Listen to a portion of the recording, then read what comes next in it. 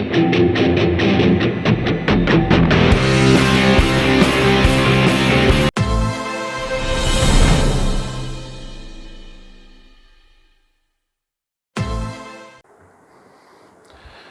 Students, myself Mohammad Salim sir, bio science वाला।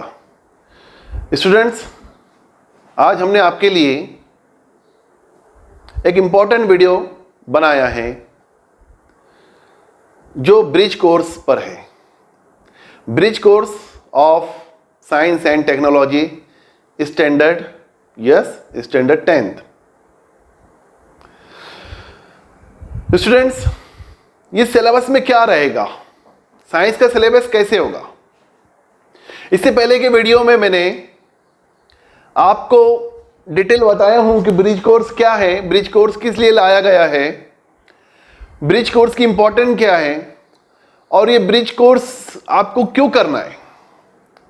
तो ये ब्रिज कोर्स की इंपॉर्टेंस जब आप जान लेते हैं तो आपको एक सिलेबस, हर सब्जेक्ट का एक सिलेबस दिया गया है। जितनी लैंग्वेजेस है, जितने भी सब्जेक्ट्स है, आपको सिलेबस दिया गया है। अब मैं यहाँ आज स्पेशली जिस सिलेबस का इंट्रोडक्शन आपको देने जा रहा हूँ वो है साइंस और टेक्नोलॉजी। स्टूडेंट्स, अगर आप देखेंगे इंडेक्स में, किताब के इंडेक्स में आप देखेंगे अगरचे, तो आपको कुछ यूनिट्स दिए गए हैं, लेकिन ये यूनिट का जो डिज़ाइन है ये 45 डेज के हिसाब से किया गया है।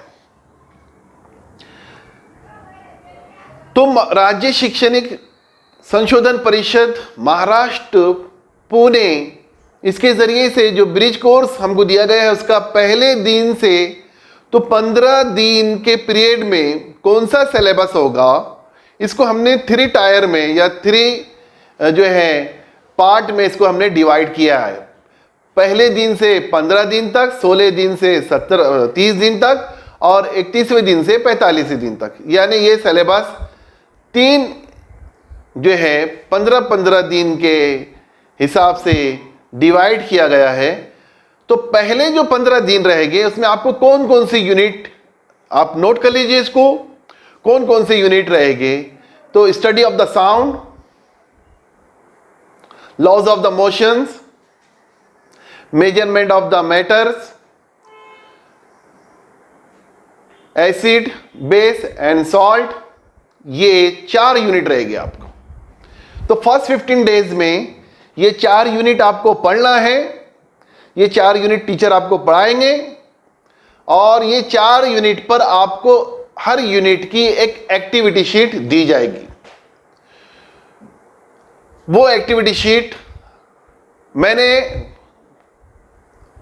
अपनी मेहनत करके उसको मराठी उर्दू से ट्रांसलेट करके इंग्लिश में आपके लिए ट्रांसलेट करके तैयार किया हूं।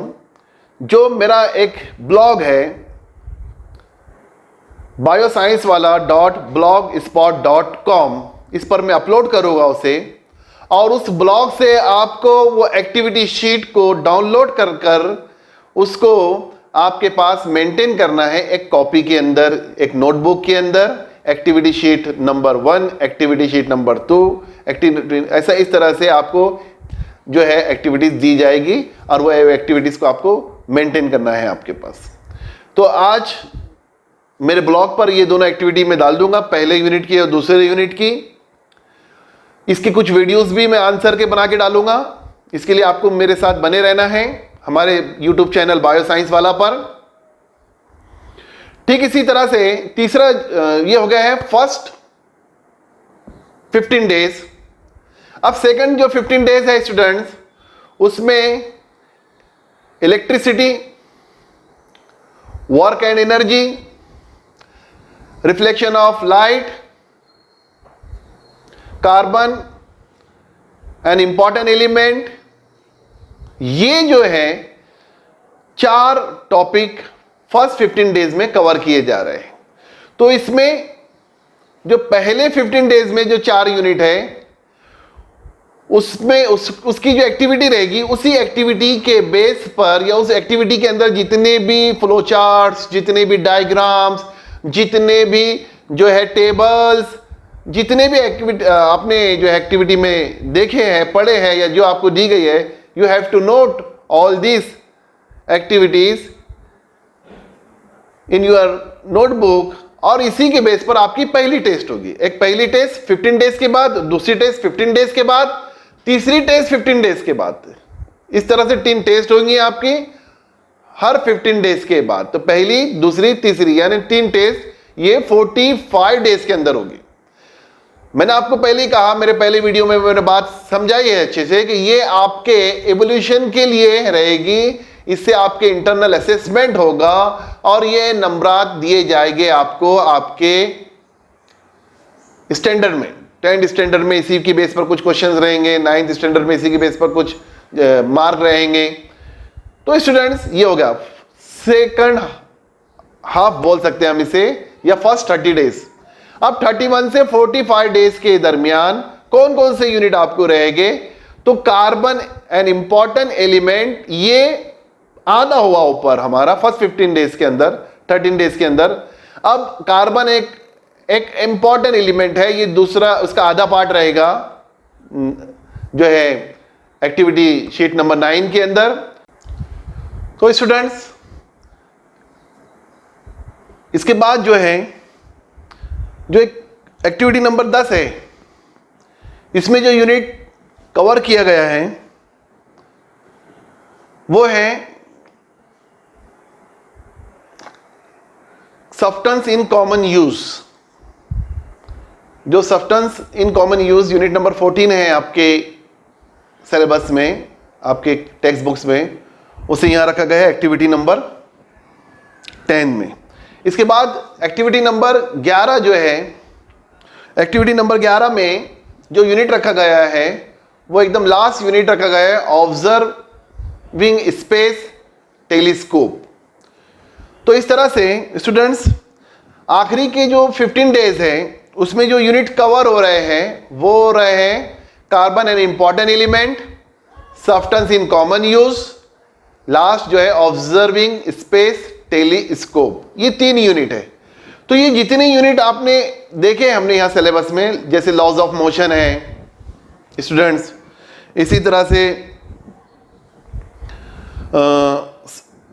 रिफ्लेक्शन ऑफ लाइट है, स्टडी ऑफ साउंड है, ये सब जितने भी सिलेबस है, करंट इलेक्ट्रिसिटी है, ये सब जो है आप इसका जो बेस है ना, ये बेस है ये आपके 10th स्टैंडर्ड के लिए।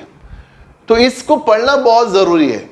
और मैं तो हमेशा स्टूडेंट्स बच्चों को ये कहता हूँ कि मैथ और साइंस की बुक हमें हमेशा रखना चाहिए। अगर हम पीएचडी भी हो गए तो हमारे प्रीवियस स्टैंडर्ड की मैथ और साइंस की बुक्स को सेल नहीं करना चाहिए, रद्दी में नहीं फेंकना चाहिए, क्योंकि ये बहुत इंपॉर्टेंट होती है। इसमें इंपॉर्टेंट टर्मिनोलॉजी होती है, इसमें इंपॉर्टेंट मालूमात होती है, और इनको हमने बार बार पढ़ते रहना चाहिए। क्योंकि जब हम मैथ और साइंस को बार बार पढ़ते हैं तो इससे हमारा रिवीजन भी हो जाता है और यही टर्मिनोलॉजी आगे रिपीट होती है। जब आप फर्दर क्लासेस में जाते हैं, नेक्स्ट क्लासेस में जाते हैं, नेक्स्ट स्टैंडर्ड में होते हो, तो आपको यही सब चीज़ें प्रीवियस सिलेबस जो है आपको फर्दर स्टडी करने में मदद करता है। तो इसी को सामने रखते हुए ब्रिज कोर्स लाया गया है, और कोविड-19 के इस दौर में ये ब्रिज कोर्स की बहुत ज़्यादा इंपॉर्टेंट बन जाती है। तो इसमें हम सब का रोल है, एज ए टीचर मेरा भी रोल है, आपका भी रोल है स्टूडेंट्स का, और साथ ही साथ पेरेंट्स का भी रोल है कि वो पूरे ब्रिज कोर्स को जो है समझे, इसके एम्स एंड ऑब्जेक्टिव्स को समझे, और जो भी एम्स एंड ऑब्जेक्टिव्स है उसको पूरा करने में एक दूसरे की मदद करें। तो students, I hope that you understand the syllabus of the science here which are coming from the bridge course.